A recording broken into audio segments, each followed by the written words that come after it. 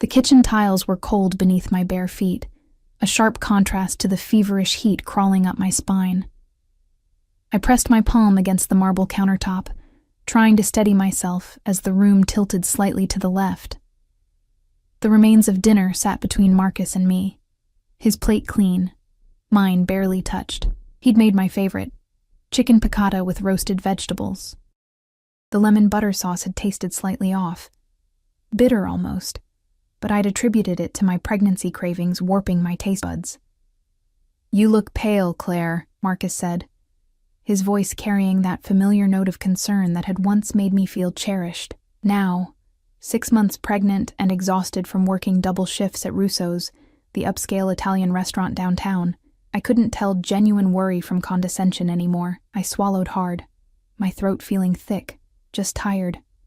"The baby's been kicking all day," he stood, walking around the small dining table of our modest apartment. His footsteps were measured, deliberate. When he reached me, his hand settled on my shoulder, fingers pressing just a little too firmly. The scent of his cologne, something cheap and cloying, mixed with the lingering aroma of lemon and butter, making my stomach churn. "Claire," his voice dropped lower, "I need to tell you something." The fluorescent light above us flickered, casting strange shadows across his face. For the first time in our 3 years of marriage, I noticed how his eyes had hardened, how the softness I'd fallen in love with had calcified into something else entirely. "I poisoned you." The words hung in the air like smoke. My brain struggled to process them, to arrange them into a sentence that made sense.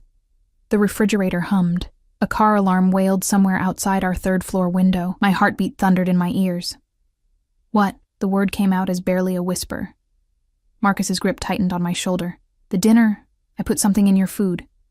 You have maybe an hour? Maybe less. I'm not entirely sure." Victor wasn't specific about the timeline. Victor. The name sent ice through my veins despite the heat consuming my body. Victor Kozlov, the loan shark Marcus had been dealing with for months. The man whose money had paid for the new car Marcus insisted we needed, whose cash had covered the gambling debts I hadn't known existed until the threatening calls started 3 weeks ago. My legs buckled. Marcus caught me, lowering me into the dining chair with surprising gentleness. The irony wasn't lost on me. Poisoning me, then stopping me from falling. "Why?" My voice cracked.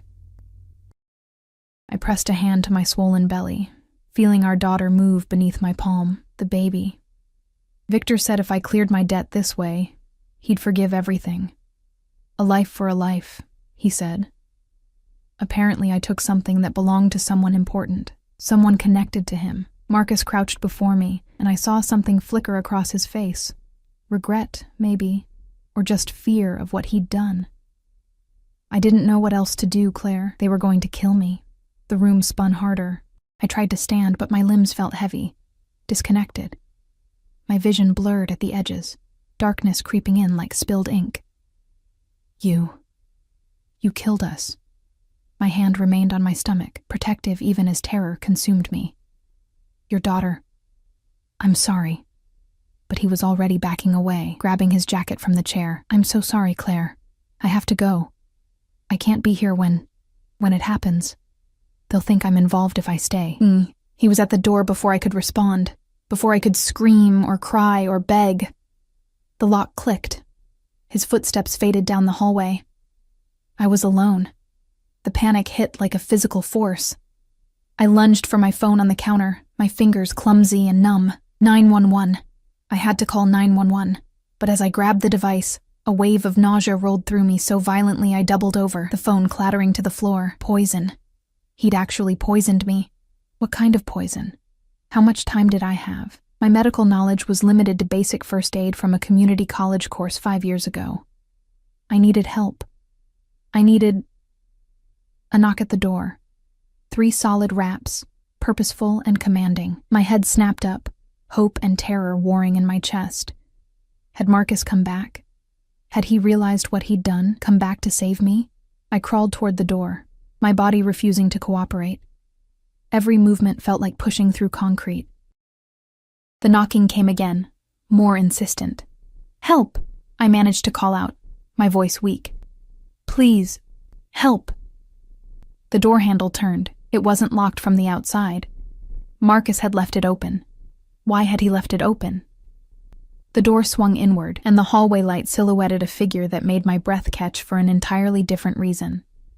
He was tall, over 6 feet easily, dressed in a charcoal suit that probably cost more than 6 months of my rent. The fabric caught the light as he moved, expensive and perfectly tailored.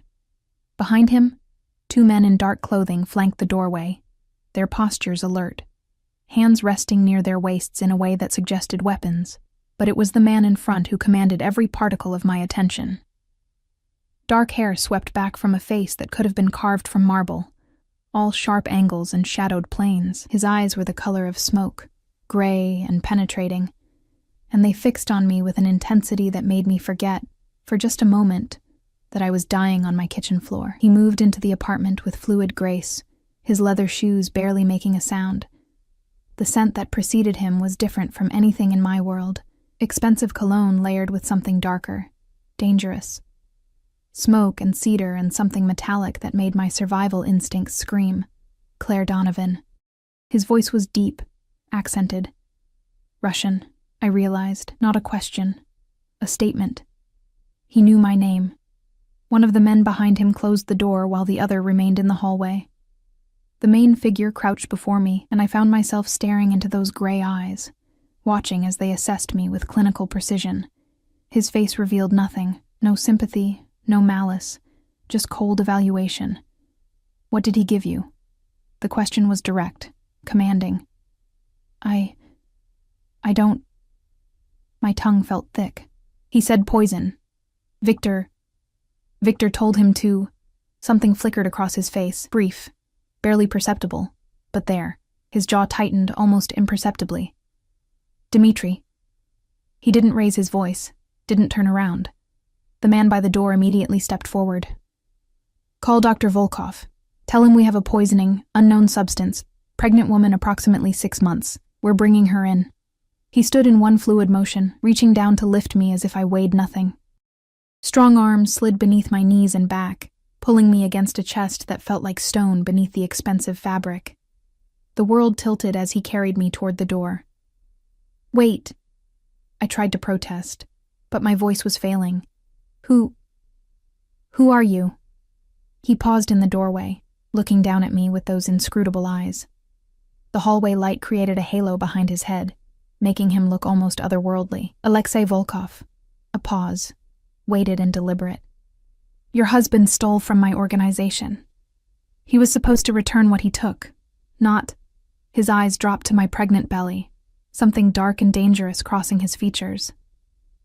Not this. The implication settled over me like a shroud. Marcus hadn't just stolen money. He'd stolen from the Mafia. And his payment, his way out of debt, had been me, had been our daughter. Please, I whispered, my hand finding the lapel of his suit jacket, fingers curling into the expensive fabric. Please save my baby. For the first time, his expression shifted.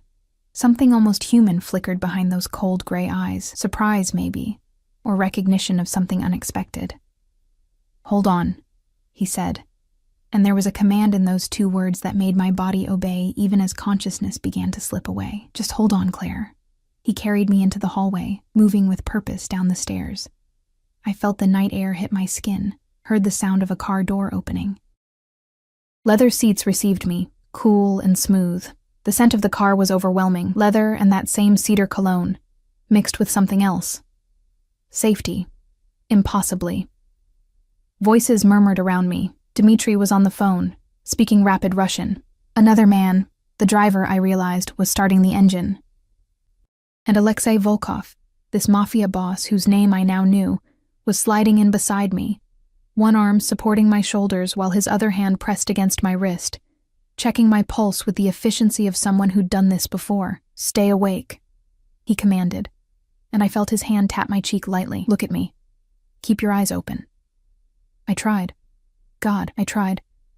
But the darkness was so inviting, and my body was so heavy. Claire. His voice sharpened. Your daughter needs you to fight. So fight. My daughter. I forced my eyes open, forced myself to focus on his face, The strong jaw, the slight scar above his left eyebrow, the way his gray eyes had darkened to almost black in the car's dim interior. "Why?" I managed to whisper. "Why are you helping?" "Because your husband is a fool who didn't follow instructions," his jaw clenched. "And because no child should pay for their father's sins." The car accelerated, pressing me back into the seat. Through the window, I watched the lights of the city blur into streams of gold and white. My apartment building disappeared behind us. Everything I'd known, my entire life with Marcus, was receding like a dream. Or maybe this was the dream, being carried away by a stranger in an expensive suit, a dangerous man who commanded with just his presence, who'd appeared at my door exactly when I needed saving. But as my vision darkened and my consciousness began to slip away despite my best efforts, one thought crystallized with absolute clarity. Marcus had left the door unlocked. He'd poisoned me, told me about it, and left the door unlocked. And exactly 30 minutes later, Alexei Volkov had knocked. This wasn't rescue. This was something else entirely. I woke to the smell of antiseptic and the steady beep of monitors. My hand immediately went to my stomach, panic flooding through me before I even opened my eyes. The bump was still there, and beneath my palm, I felt movement, a small kick, then another. Relief crashed over me so powerfully that tears leaked from the corners of my closed eyes. "She's awake." The voice was unfamiliar, female, with the same Russian accent I'd heard in the car. I forced my eyes open, blinking against the soft light. The room wasn't a hospital, at least not any hospital I'd ever seen. The walls were a warm cream color. The bed I lay in was larger and more comfortable than any hospital bed, and the medical equipment, while present, seemed almost decorative in how seamlessly it blended with the elegant furnishings. A woman in her 50s stood beside my bed, her dark hair pulled back in a neat bun, wearing scrubs that somehow looked designer. She smiled, but it didn't quite reach her eyes. "I'm Dr. Volkov," she said, checking the IV in my arm. "You're very lucky. Another 20 minutes and we wouldn't have been able to reverse the effects." Dr. Volkov. The same last name as... Where am I? My voice was hoarse, my throat raw. "Mr. Volkov's private medical facility. You've been unconscious for 18 hours. She made notes on a tablet, her movements efficient. "The baby is fine. Strong heartbeat. Active movements. Whatever protection instinct made you eat so little of that dinner saved both your lives." The baby. Our daughter. I pressed my hand harder against my stomach, feeling the reassuring movement beneath. What did he give me? Oleander extract, mixed with something to mask the taste. Crude but effective. Her expression darkened. "Your husband clearly didn't research his method. The dose was high enough to kill, but slow enough that we had time to intervene with activated charcoal and gastric lavage. You'll feel weak for a few days, but there should be no lasting damage to you or the baby." Oleander. I'd seen those flowers in the park, beautiful pink blossoms that I'd admired while walking home from work. The irony was bitter. Marcus had killed me with something beautiful. Except I wasn't dead. "I want to see my husband." The words came out harder than I intended. "Dr." Volkov's eyebrows rose slightly, but she said nothing. "I need to talk to him. I need to understand why. Your husband is no longer a concern." The new voice froze me. Alexei Volkov stood in the doorway, once again in an impeccable suit. This one navy with a white shirt open at the collar. In the daylight filtering through the room's large windows, I could see him more clearly. He was younger than I'd initially thought, maybe early 30s, with the kind of face that would make people stop and stare anywhere he went. But it was his eyes that held me, those gray eyes that seemed to see through everything. What does that mean? I tried to sit up, but my body protested. Dr. Volkov moved to help me, adjusting the bed so I was reclined but upright. Alexei walked into the room with that same fluid grace I remembered, his presence seeming to fill every corner. "Doctor." Volkov excused herself quietly, and suddenly I was alone with him. He pulled a chair close to the bed, closer than was strictly necessary, and sat, his attention fixed entirely on me. "It means," he said, his voice carrying that same command as the night before, that Marcus Donovan has been dealt with according to our laws. He stole from my organization, then attempted to murder you instead of returning what he took. In my world, there are consequences for such actions." The careful phrasing didn't hide the truth. Marcus was dead. My husband, the father of my child, the man who'd promised to love me forever in a small courthouse ceremony 3 years ago, dead. I should have felt something. Horror, maybe. Grief. But all I felt was a hollow numbness. "He tried to kill me," I heard myself say. "He tried to kill our baby, yes." Alexei's eyes never left my face. Which brings us to the matter of what happens next. My stomach clenched. "What do you mean?" He leaned back in the chair, one ankle crossing over his knee in a pose that should have looked casual, but somehow looked predatory. "Your husband stole $200,000 from one of my business accounts. Money that belonged to several important people. People I cannot simply tell that the debt died with the thief.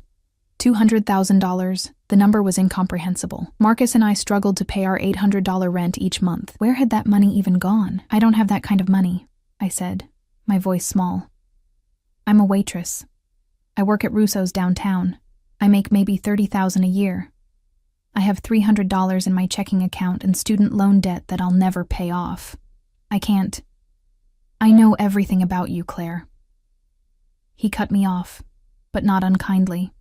"I know you work 50-hour weeks at Russo's. I know you've been sending money to your mother in Ohio for her medical bills. I know you're 6 months pregnant with a girl you plan to name Sophie. I know you have a degree in art history that you can't use because the job market collapsed. I know Marcus gambled away every dollar he earned and then started gambling with money that wasn't his." The comprehensive nature of his knowledge should have terrified me. Instead, I felt exposed, vulnerable in a way that had nothing to do with the hospital gown I wore. "Then you know I can't pay you back," I said quietly. "No," he agreed, "you can't. Which is why I'm offering you an alternative." The word alternative hung in the air between us, heavy with implication. I'd read enough, seen enough movies, to know what men like Alexei Volkov might want as alternative payment. My hand moved protectively to my stomach. "I'm 6 months pregnant," I said, trying to keep my voice steady. "If you think—" "I think," he interrupted, and there was something almost like amusement in his eyes, "that you're jumping to conclusions. I'm not interested in your body, Claire. I'm interested in your daughter." The world stopped. "No." The word came out as a gasp. "No, you can't. Listen before you panic." He leaned forward, elbows on his knees, bringing his face closer to mine. This close, I could see flecks of darker gray in his eyes, could smell that cedar cologne mixed with something sharper. "I'm not taking your child. I'm offering you both protection." "Protection from what?" "You're the threat." "Am I?" His head tilted slightly, and the gesture was so predatory that my breath caught. "Your husband owed money to Viktor Kozlov before he stole from me. Viktor works for people who work for people who eventually work for me, but the chain is long and complicated. When Marcus stole that money, he didn't just steal from me, he stole from every link in that chain. Men who don't care about pregnant women or innocent children. Men who will come looking for that debt." "But Marcus is dead," I said, my voice rising. "You killed him. Doesn't that satisfy them? In my world, Claire, debts transfer. You were his wife. You carry his child. His blood runs in her veins." He reached out, and I flinched, but he only gestured to my stomach without touching.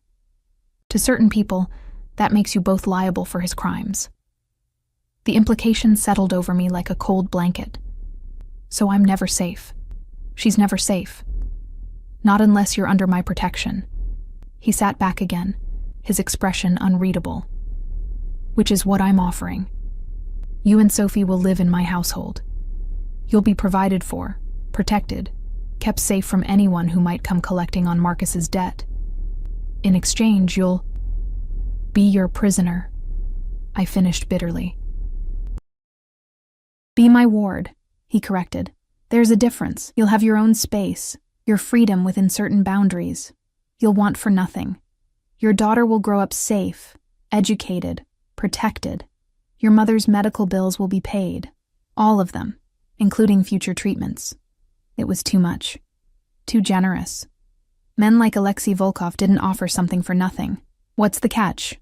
I asked. What do you really want? For the first time, something flickered across his face, an expression I couldn't quite read. Loyalty, he said simply. Complete, absolute loyalty. You'll belong to my household, which means you follow my rules, accept my protection, and never betray my trust. You'll tell no one about my business, speak to no authorities, make no attempt to leave without permission. So I am a prisoner. You're alive, he countered. Which is more than you would be in 24 hours if I put you back in that apartment. Victor's people are already watching your building. They know Marcus is dead. They know you survived. How long do you think you'd last? He was right, and I hated that he was right. I had no money, no protection, no way to defend myself or my unborn daughter against the kind of people who poisoned pregnant women to settle debts. I need to think, I said. But even as I said it, I knew there was nothing to think about. There was only one choice, and he knew it as well as I did. Of course. He stood, smoothing his suit jacket. You have until tomorrow morning. Dr. Volkov says you'll be strong enough to move by then. You can either come with me to safety, or I'll have Dmitri drive you back to your apartment and wish you the best of luck. He walked to the door, then paused, looking back at me over his shoulder. For what it's worth, Claire, I meant what I said last night. No child should pay for their father's sins. That includes Sophie. Then he was gone, leaving me alone with the beeping monitors and the impossible choice that wasn't really a choice at all. I spent the rest of the day in that strange medical room, Dr. Volkov checking on me periodically, bringing me food I could barely taste, and water I forced myself to drink for the baby's sake. Through the window, I could see manicured grounds, gardens that looked like they belonged to an estate, not a medical facility. Where exactly was I? Evening came, painting the sky in shades of orange and purple. A young woman brought me dinner, real dinner, not hospital food. Grilled salmon, roasted vegetables, fresh bread. The kind of meal I'd served at Russo's but could never afford to eat. I picked at it, my mind spinning in circles. Every scenario I imagined ended badly. Going back to my apartment meant death, mine and Sophie's. Staying under Alexei Volkov's protection meant... what? A gilded cage? A life of owing a debt I could never repay? But Sophie would be safe. That's what mattered. Sophie would live. The door opened without a knock. I expected Dr. Volkov, but it was Alexei again, this time in more casual clothing. Dark slacks and a black shirt with the sleeves rolled up to reveal forearms marked with tattoos I couldn't quite make out in the dim lighting. Have you decided? He asked, though his tone suggested he already knew the answer. Do I really have a choice? Everyone has choices, Claire. The question is whether you can live with the consequences. He moved into the room, not approaching the bed, but going to the window, looking out at the darkening grounds. I'm not a good man. I won't pretend to be. The world I live in is violent and unforgiving. But I protect what's mine. Absolutely. Completely. Nothing and no one touches what belongs to me. The possessiveness in his voice sent a shiver down my spine. I'm not a possession. No, he agreed, turning to face me. The dying light cast half his face in shadow, making him look dangerous and beautiful all at once. You're a responsibility, one I'm choosing to accept. Why? The question burst out of me. Why do you care? You could just let me die. You could let Victor's people handle it. Why does it matter to you? He was silent for a long moment, and I thought he might not answer. Then, because 7 years ago, someone I cared about was murdered over a debt that wasn't theirs. Someone innocent who got caught in the crossfire of our world. I couldn't save them. His eyes met mine, and I saw something raw there, quickly shuddered. I can save you. It wasn't romance. It wasn't even really kindness. It was something darker, more complicated. Redemption, maybe, or penance. But it was real. Okay, I whispered. Okay, I'll accept your protection. For Sophie. Something shifted in his expression. Satisfaction, maybe? Or relief? He nodded once, decisive. Tomorrow, then. Dmitri will have everything prepared. He walked to the door, and I thought he'd leave without another word. But he paused, his hand on the doorframe. Claire? Yes? Welcome to the family. The door closed behind him, and I was left staring at the darkening sky, wondering what family I'd just agreed to join, and what price I'd ultimately pay for Sophie's safety. The estate was overwhelming. Dmitri drove us through gates that looked like they belonged to a fortress, past security checkpoints where men with automatic weapons nodded at our car, and up a winding drive lined with ancient oak trees. When the house finally came into view, I had to suppress a gasp. It wasn't a house. It was a mansion. 3 stories of pale stone and huge windows, with wings extending on either side, and a fountain in the circular drive that looked like it belonged in a European palace. The November morning sun caught the windows, making the whole structure gleam like something out of a dream, or a nightmare, depending on your perspective. Mr. Volkov is waiting inside, Dmitri said, opening my door with surprising gentleness for a man who looked like he could break someone in half. He'd been professional but distant during the drive, answering my questions with short, efficient responses. Yes, the estate was in Connecticut, about 2 hours from the city. No, I wouldn't be able to contact anyone from my old life without Mr. Volkov's permission. Yes, everything I needed would be provided. I climbed out of the car slowly, my body still weak from the poisoning. Dr. Volkov had cleared me medically, but warned me to take it easy for at least another week. The baby kicked as if in protest of all the changes, and I pressed my hand to my stomach reassuringly. It's okay, Sophie, I whispered. We're going to be okay. I wasn't sure if I was lying. The front door opened before we reached it, revealing a woman in her 40s with steel-gray hair pulled back in an elegant twist. She wore a simple black dress that screamed expensive, and her sharp eyes assessed me with the same efficiency I'd seen in Alexei. Mrs. Donovan, she said with a slight accent. Polish, maybe. I'm Katya Novak, the house manager. Welcome. Mr. Volkov is in his office, but asked me to show you to your quarters first. My quarters. As if I were royalty instead of a waitress who'd barely survived being murdered by her own husband 4 days ago. The interior of the mansion was just as impressive as the exterior. Marble floors, high ceilings with ornate molding, artwork that looked like it belonged in museums. Katya led me through hallways that seemed to go on forever, past rooms I caught only glimpses of. A library with floor-to-ceiling bookshelves, a formal dining room with a table that could seat 30, a sitting room with furniture that probably cost more than I'd earn in my lifetime. We climbed a sweeping staircase to the 2nd floor, then down another hallway to a set of double doors. Katya opened them, gesturing me inside. You're sweet, she said simply. Sweet was an understatement. The space was larger than my entire apartment had been. A sitting area with plush sofas and a fireplace, a bedroom with a 4-poster bed that looked like it belonged in a castle, a bathroom done in white marble and gold fixtures that made me afraid to touch anything. Through another door, I glimpsed a walk-in closet, already filled with clothes. The clothes are in your size, Katya said, following my gaze. Mr. Volkov had them delivered yesterday. If anything doesn't fit or isn't to your taste, let me know and I'll have them replaced. There are maternity clothes as well, of course. Of course. Because Alexei Volkov thought of everything. The nursery is through that door. Katya pointed to another door I hadn't noticed.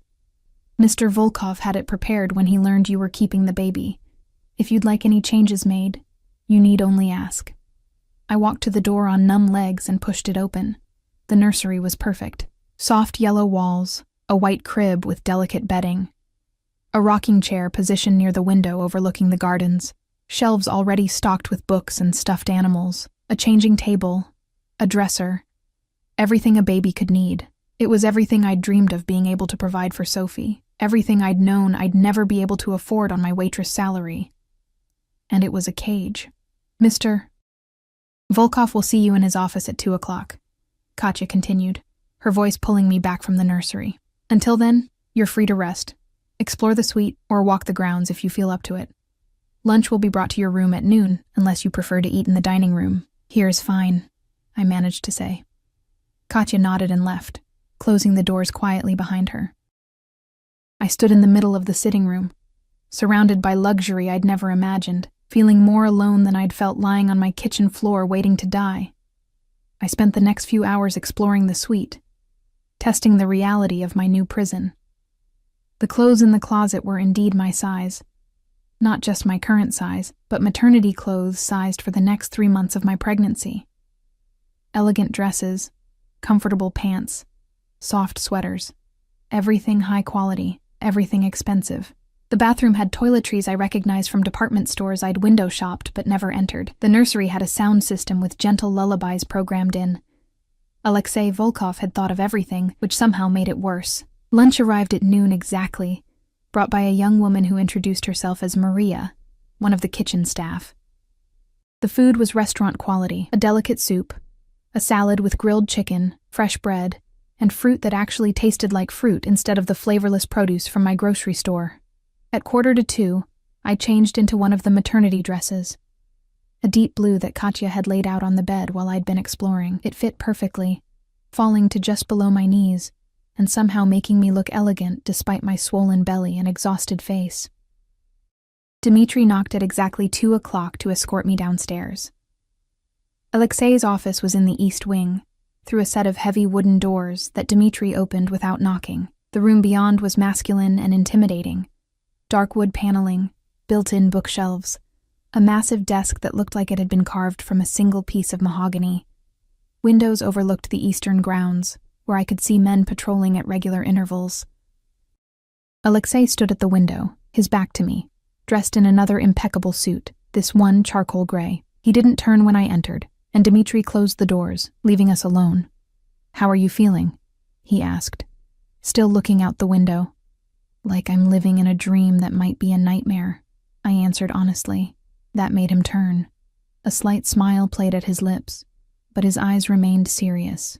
"At least you're honest. Sit." It wasn't a request. I sat in one of the leather chairs facing his desk. He moved to his own chair, settling into it with that same predatory grace I was coming to associate with him. "We need to establish some ground rules," he said, his hands folding on the desk in front of him. "First, you don't leave the estate without my permission and without security. The men watching the perimeter aren't just for show. They're keeping threats out and you in." I nodded, having expected this. "Second, you speak to no one from your old life. That includes your mother, friends, former co-workers. As far as the world is concerned, Claire Donovan died with her husband. You're under my protection now, which means you're part of my household, subject to my rules." "You want me to just disappear?" My voice rose despite my efforts to stay calm. "My mother will worry. She'll call the police. Your mother has already been informed that you've left the city for your safety and will contact her when you're able. She's been told that Marcus's gambling debts put you in danger and that you're being protected by friends." His expression hardened slightly. "She's also received notification that her medical bills have been paid in full and that she'll receive a monthly stipend for her care. She won't ask questions." The casual way he said it, as if buying my mother's silence was as simple as paying a bill, made my stomach turn. But I also couldn't deny the relief. My mother's cancer treatments had been eating through what little savings she had. At least now she'd be cared for. "Third," Alexei continued, "you'll attend family dinners when I require it. I have business associates, partners, people who need to see that I honor my commitments. You'll be introduced as someone under my protection. You'll dress appropriately, speak when spoken to, and reveal nothing about my business." "I don't know anything about your business," I pointed out, "and you'll keep it that way." His eyes held mine, intense and unyielding. "Fourth, and most important, you don't question my decisions. You don't argue with my security protocols. When I say something is for your safety or Sophie's, you trust that I know better than you do." The autocratic certainty in his voice sparked something rebellious in me. "And if I don't agree? Then you're welcome to leave." He leaned back in his chair, that slight smile returning. "Of course I won't be able to protect you or your daughter from the consequences. Victor's people are still looking. Marcus's other creditors are still looking. The moment you step outside my protection, you become a target again." It was the same impossible choice dressed in different words. Stay and submit, or leave and die. Fine, I said through clenched teeth. Any other rules I should know about? Several, but they can wait. He stood, walking around the desk. Instead of stopping at a professional distance, he came close enough that I had to tilt my head back to look at him. You're angry. That's good. Anger means you're a fighter, and Sophie will need a fighter for a mother. Don't. The word came out sharper than I intended. Don't talk about her like you care. You're not doing this because you're a good person. You said so yourself. You're buying some kind of redemption for someone you couldn't save. We're just a means to an end. Something flickered in his eyes. Surprise, maybe. Or respect. You're right, he said quietly. I'm not a good person, Claire. I've killed people. I've destroyed lives. I run an organization that profits from fear and violence, but I protect what's mine with everything I have.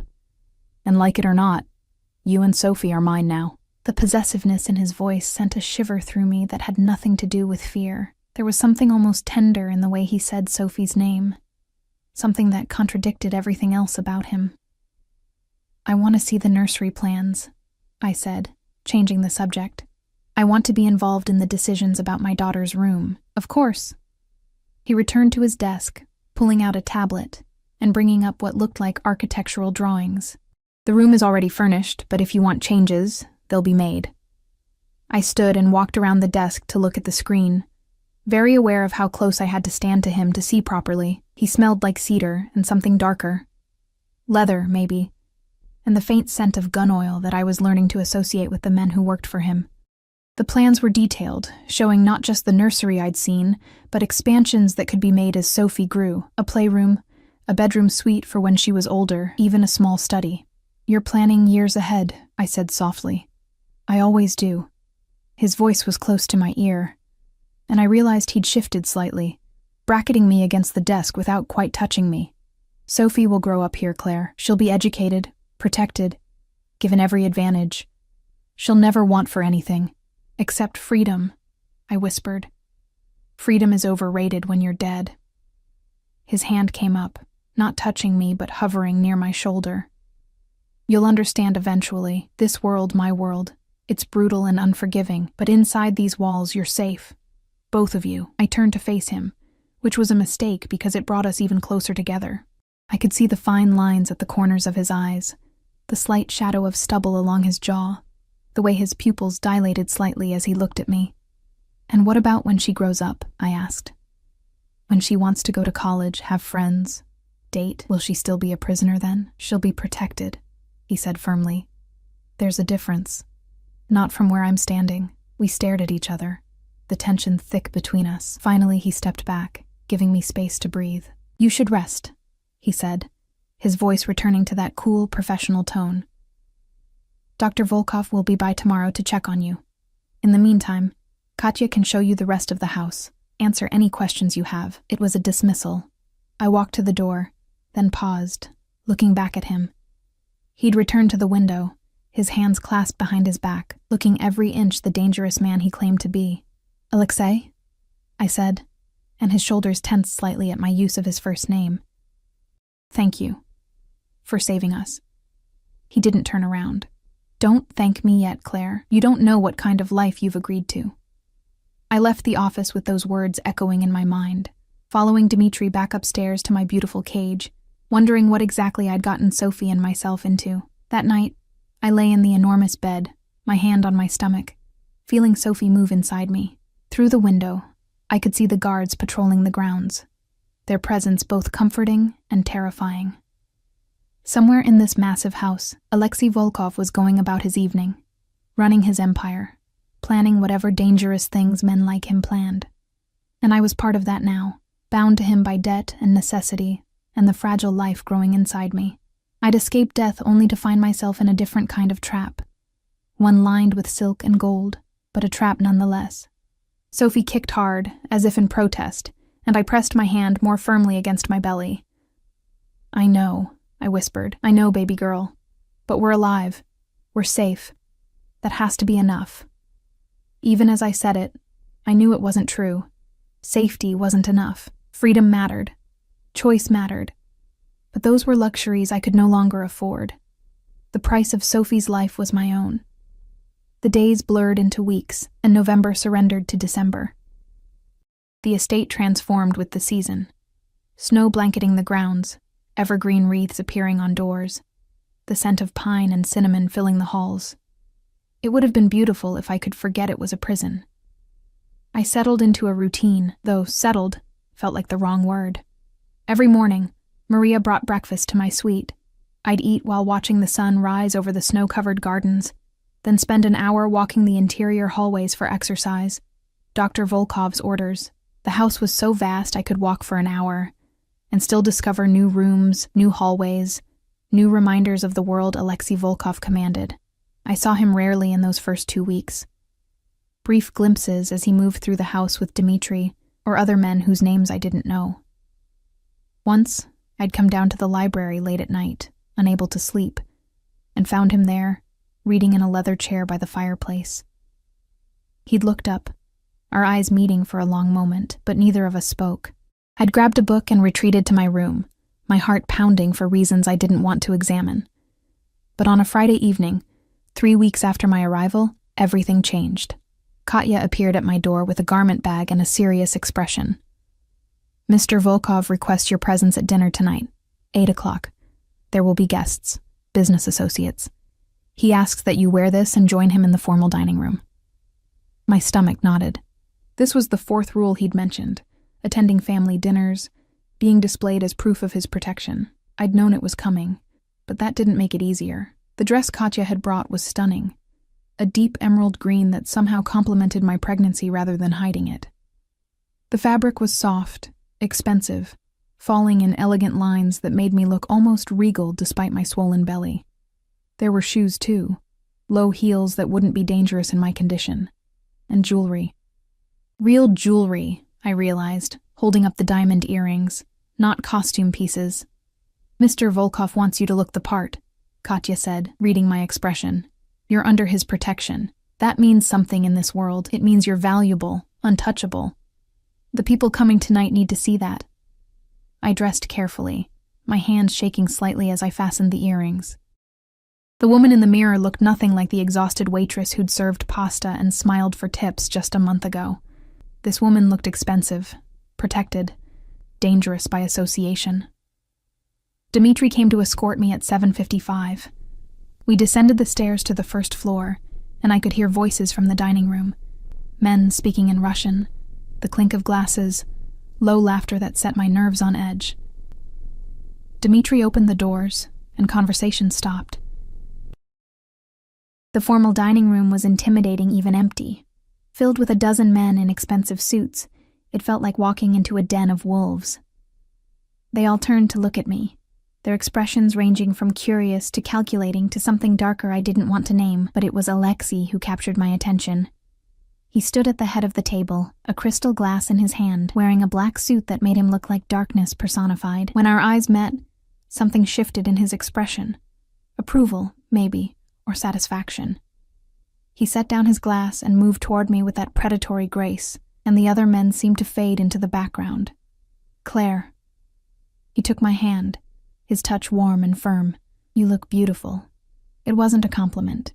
It was a statement of fact, delivered in that commanding tone that made it impossible to argue. He tucked my hand into the crook of his arm, anchoring me to his side as he turned to face the room. "Gentlemen, this is Claire Donovan. She and her daughter are under my personal protection. I trust you'll all treat them with a respect that deserves." The message was clear. Touch them and die. The men nodded, murmuring greetings in accented English. Alexei led me to a seat near his right hand, holding the chair for me with unexpected courtesy, before taking his own seat at the head of the table. Dinner was served immediately, course after course of food I barely tasted. The men spoke primarily in Russian, occasionally switching to English when including me in conversation. They asked polite questions, how I was feeling, when the baby was due, if I needed anything. I gave polite answers, very aware of Alexei's presence beside me, the way his attention never fully left me even when he was speaking to someone else. I was halfway through the main course when I felt it, a hand on my knee beneath the table. I froze, my fork stopping halfway to my mouth. The hand moved higher, fingertips pressing into my thigh with clear intent. I looked up sharply and met the eyes of the man seated to my right, Victor Kozlov. I recognized him from Marcus's descriptions, and the fear in my husband's voice when he'd spoken that name. Victor was in his 50s, with graying hair and cold eyes that reminded me of a shark. He smiled at me, his hand squeezing my thigh harder. "You're very beautiful," he said in heavily accented English, loud enough that others could hear, but pitched as a compliment. "Marcus was a fool to risk losing you." "Marcus was a fool in many ways," I managed to say, trying to shift away. His hand followed, grip tightening. I looked at Alexei, and what I saw in his face made my breath catch. His expression hadn't changed. He was still listening to the man on his left, still holding his wine glass with casual ease, but his eyes had gone completely black, and there was murder in them. "Victor." Alexei's voice cut through the conversation like a blade. Everyone went silent. "Remove your hand from Claire's leg. Now." Victor's smile didn't falter, but his hand disappeared immediately. "My apologies, Alexei. I meant no disrespect. I was simply touching something that belongs to me." Alexei set down his wine glass with controlled precision, which suggests you've forgotten the rules of this house. The temperature in the room seemed to drop. The other men exchanged glances, some looking uncomfortable, others almost eager, as if sensing blood in the water. "It was an innocent gesture," Victor said, but there was an edge to his voice now. "The girl is very beautiful. Surely you can't blame a man for noticing." "I can blame a man for acting on it." Alexei stood, and somehow the movement was more threatening than if he'd shouted. "Dmitri, escort Mr. Kozlov to the south parlor. We have matters to discuss." Dmitri appeared from his position near the wall, and 2 other guards materialized from the shadows. Victor's face had gone pale, but he stood with as much dignity as he could muster. "This is unnecessary, Alexei. I apologize if I overstepped." "You did." Alexei's voice was ice. "And now you'll pay for it. Gentlemen, please continue your dinner. I'll return shortly." He left with Victor and the guards, leaving me sitting at the table with 10 men who now stared at me with a mixture of wariness and newfound respect. The man across from me, younger with kind eyes, offered a slight smile. "You should eat," he said gently in English. "Mr. Volkov wouldn't want you to miss your meal because of Victor's stupidity." But I couldn't eat. My hands were shaking, and Sophie was kicking frantically inside me as if sensing my distress. I pressed my hand to my stomach, trying to calm both of us. The minutes dragged by. The other men resumed their conversation, but it was muted now, careful. Finally, the doors opened and Alexei returned. Alone. He reclaimed his seat beside me, picking up his wine glass as if nothing had happened. But I noticed his knuckles were red, scraped. There was a small speck of blood on his white shirt cuff that he'd missed. "Victor sends his apologies," Alexei said calmly, cutting into his steak. "He's decided to leave early. Business in the city, apparently. No one questioned this. No one asked where Victor had gone, or what had happened in the south parlor. They simply nodded and continued eating." Alexei's hand found mine under the table, his fingers lacing through mine. The gesture was possessive and comforting all at once. He squeezed once, then released me, returning his attention to his dinner as if the last 15 minutes hadn't happened. But I couldn't stop staring at those scraped knuckles, at that speck of blood, and wondering what exactly he'd done to Victor Kozlov for daring to touch me. Dinner ended mercifully soon after. The men departed one by one, each stopping to nod respectfully to me before leaving. When the last had gone, I stood on shaking legs, desperate to escape to my room. "Claire." Alexei's voice stopped me at the door. "Wait." I turned slowly. He'd stood as well, his jacket discarded over his chair, his shirt sleeves rolled up to reveal those tattooed forearms. In the candlelight from the table, he looked dangerous and beautiful and terrifying. "Come with me," he said, and it wasn't a request. He led me through the house to a room I'd never seen, a study smaller than his office, more intimate. A fire burned in the fireplace, and there was a single leather sofa facing it. He gestured for me to sit, then poured 2 glasses from a crystal decanter. Whiskey for himself, water for me. "You did well tonight," he said, handing me the water before settling into the chair across from me. Better than I expected for your first dinner."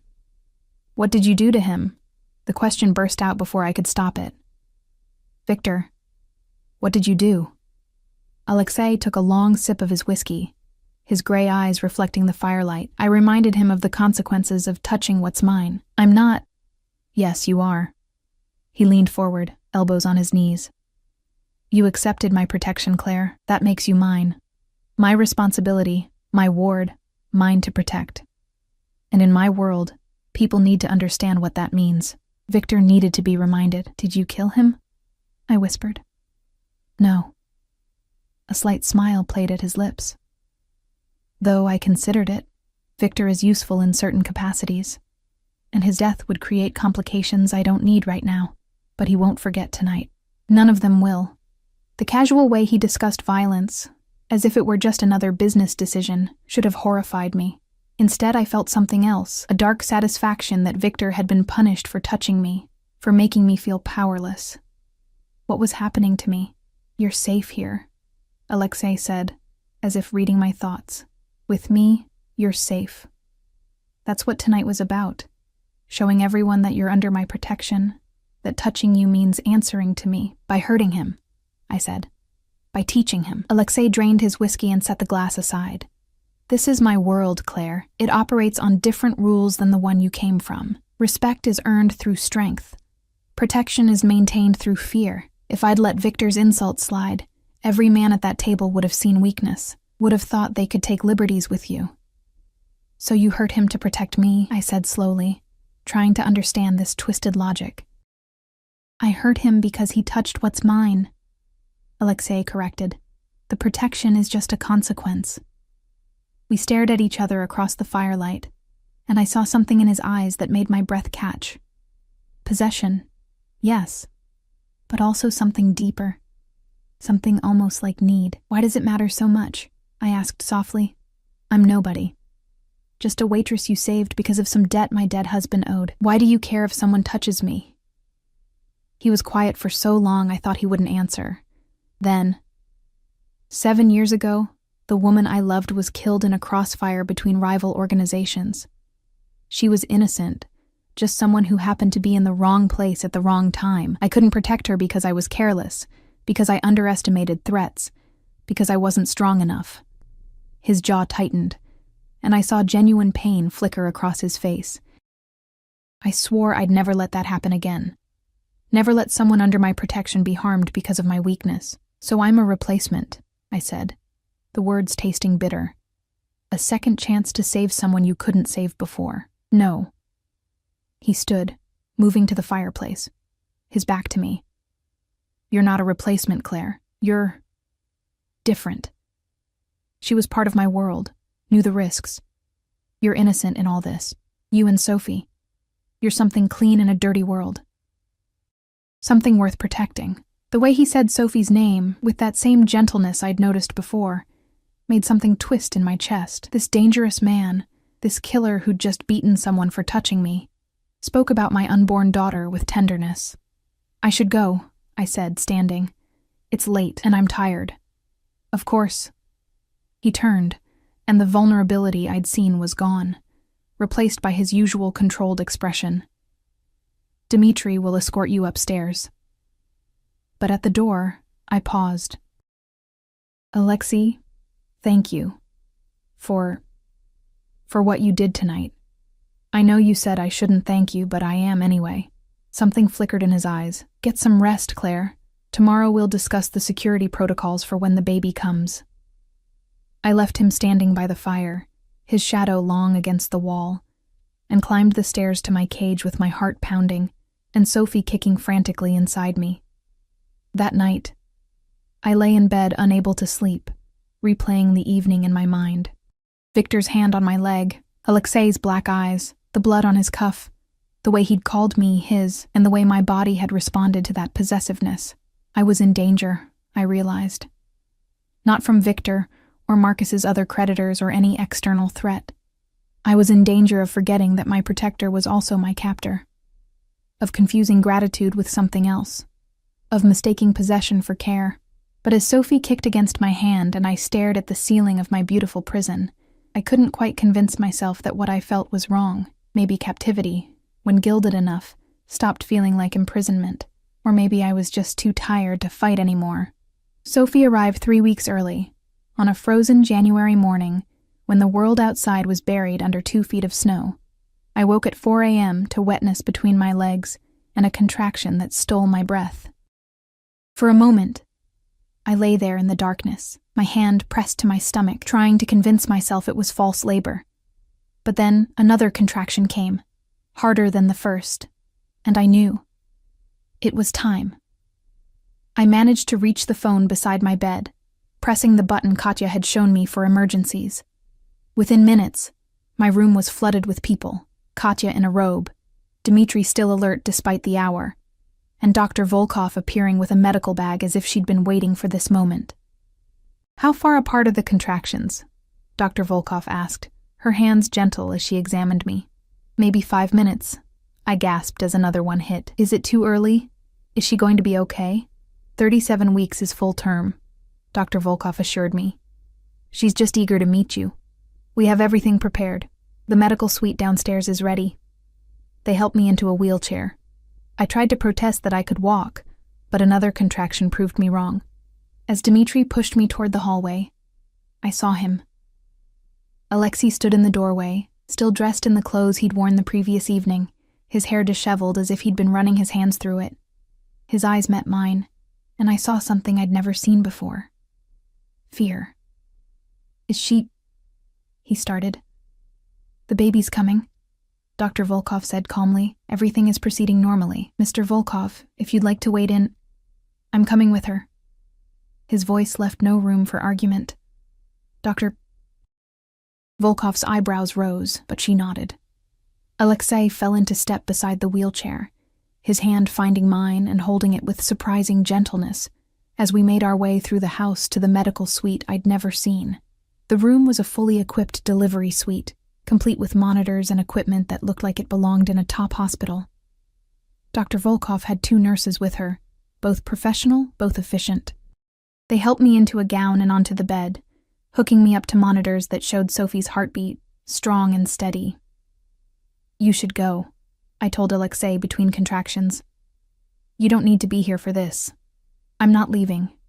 He pulled a chair close to the bed, still holding my hand. "I told you. I protect what's mine.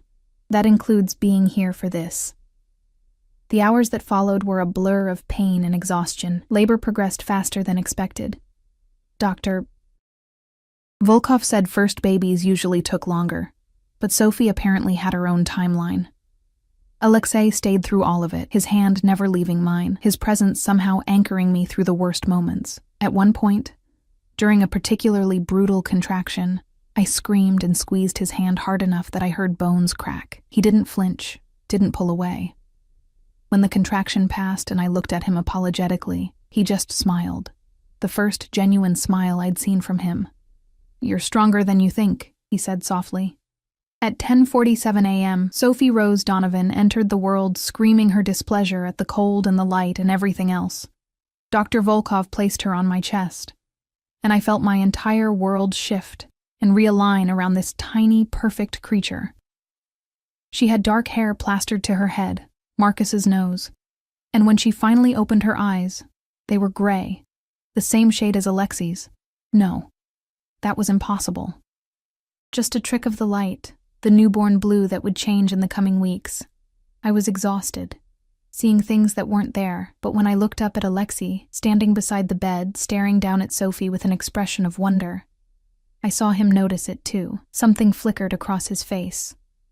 Surprise, confusion, then something darker I couldn't read. "She's perfect," he said quietly, and there was something in his voice that made my breath catch. His finger reached out, and Sophie's tiny hand wrapped around it instinctively.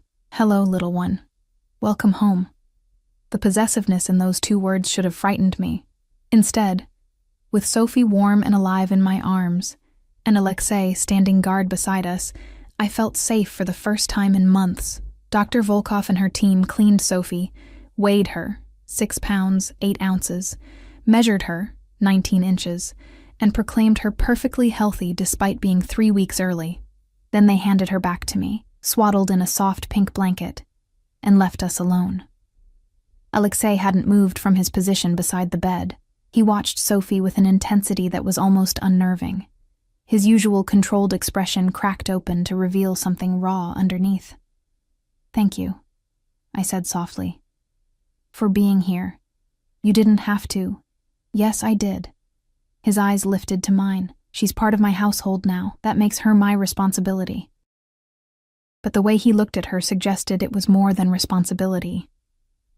There was something almost tender in his expression, something that made me remember what he'd said about the woman he'd loved, about never letting anyone under his protection be harmed again.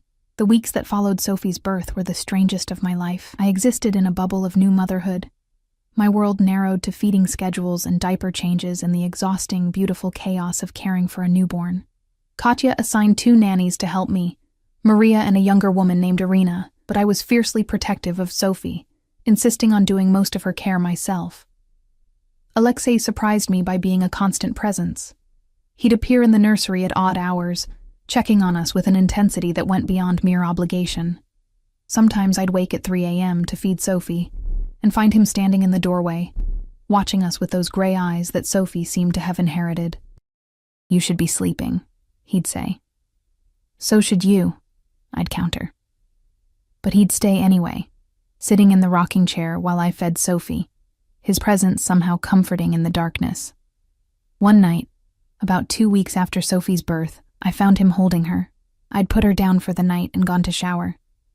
But when I returned, Alexei was in the nursery, Sophie cradled in his arms while he paced slowly beside her crib.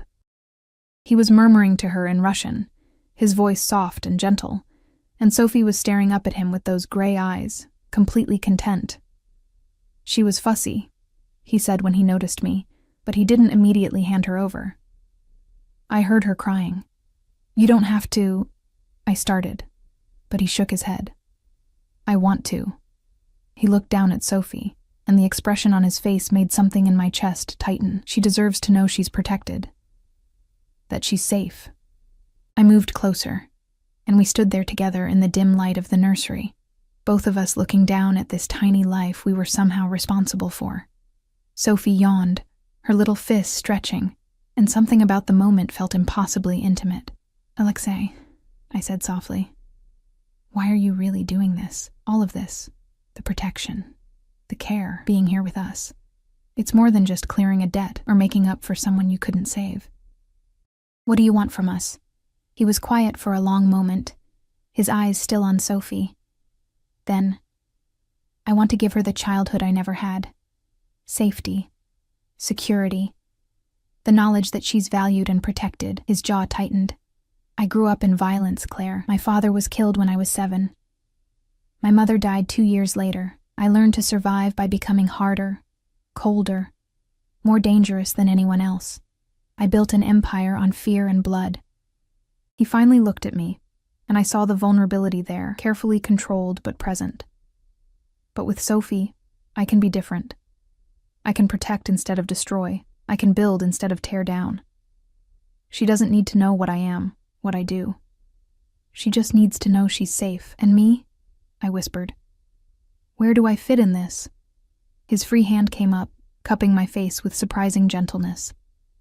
"You're her mother. You're the one who'll teach her kindness and strength and all the things I can't. You're the light in the darkness I've created." His thumb brushed across my cheekbone. "You're essential." The touch sent electricity through me. We were standing so close I could feel the heat of his body, smell that cedar cologne mixed with something uniquely him. Sophie cooed between us, oblivious to the tension crackling in the air. "This is dangerous," I said, but I didn't pull away. "Everything about my life is dangerous." His eyes searched mine. "But you're safe with me, Claire. You and Sophie both. I swear it. You can't promise that. You said yourself your world is violent.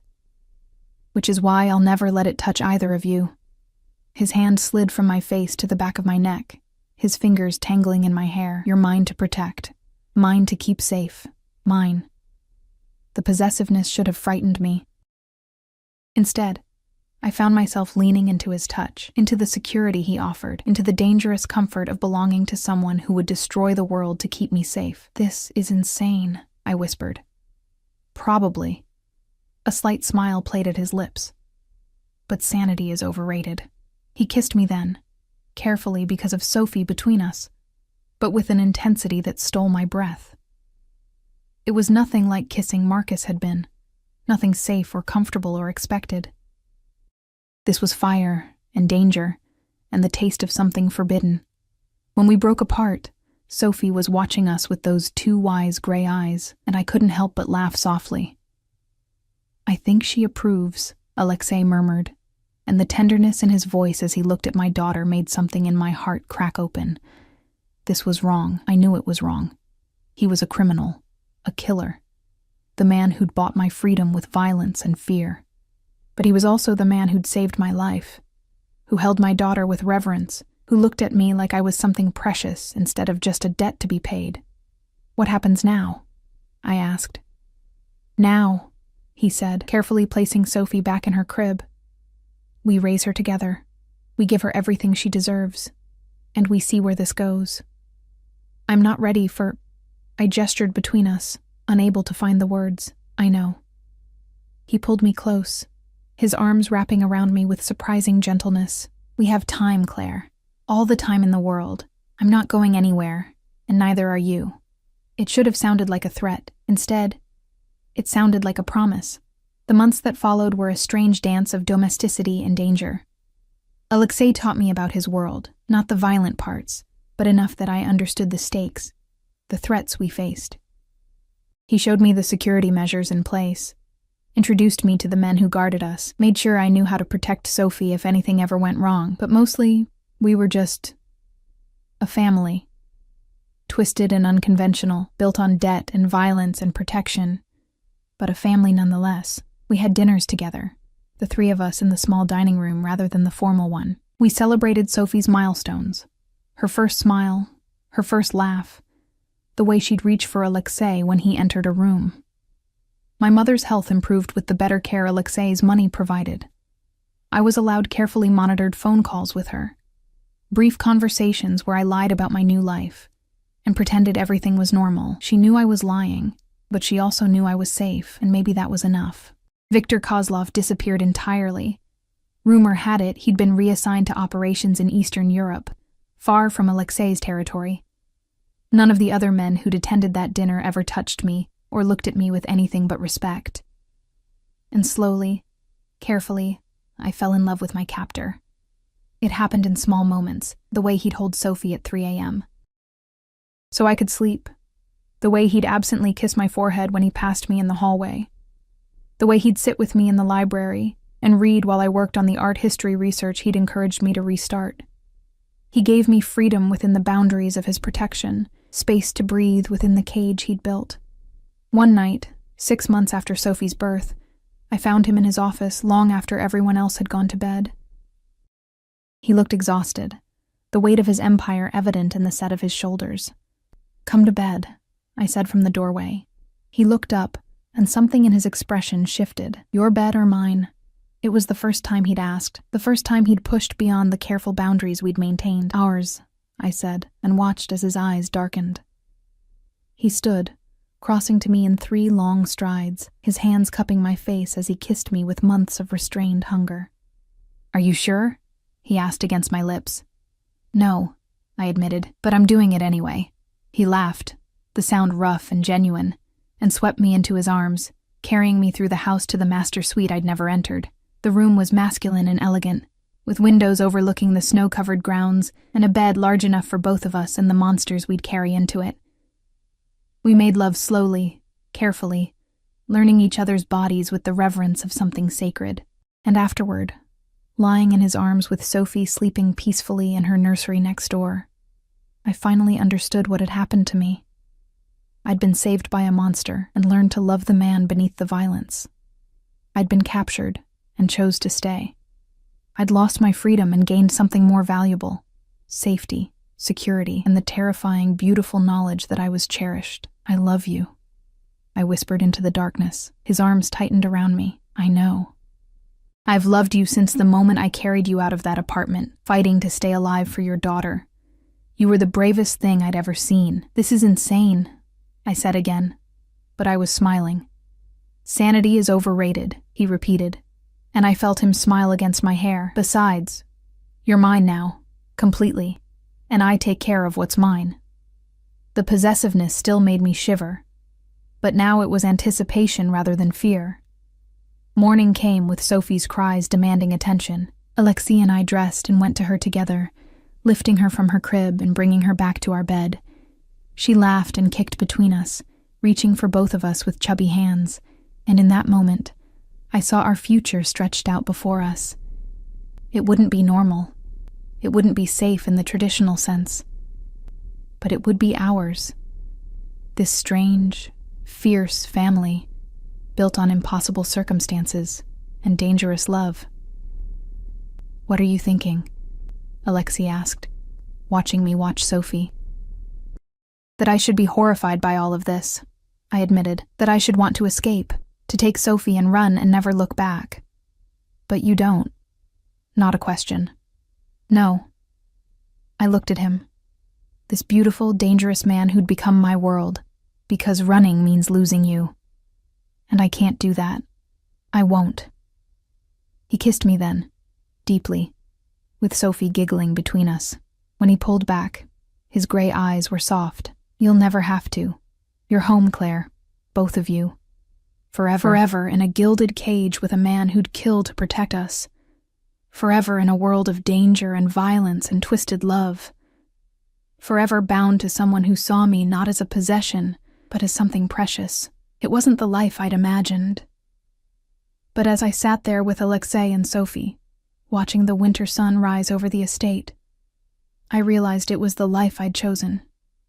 And I wouldn't trade it for anything. The girl who'd been poisoned by her husband and saved by a mafia boss was gone. In her place was a woman who'd learned that sometimes salvation comes from the darkest places, that love can bloom in impossible soil, and that freedom means nothing if you're not alive to enjoy it. I was Claire Volkov now, in everything but name, and I was finally, impossibly, home.